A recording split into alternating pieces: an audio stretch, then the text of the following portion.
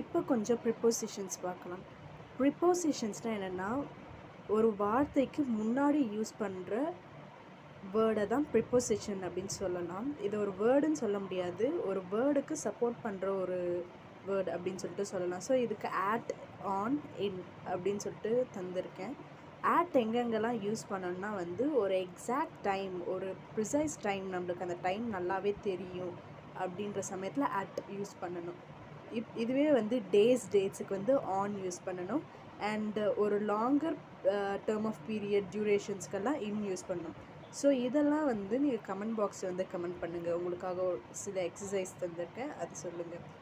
So 4:30 AM இது இதுக்கு முன்னாடி என்ன ப்ரொப்போசிஷன் வரும்னு சொல்லுங்கள். ஆட்டா, ஆனா, இன்னா.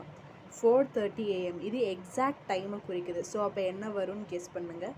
அண்ட் தென் சண்டே இது வந்து ஒரு டே, அப்போ என்ன ப்ரிப்போசிஷன்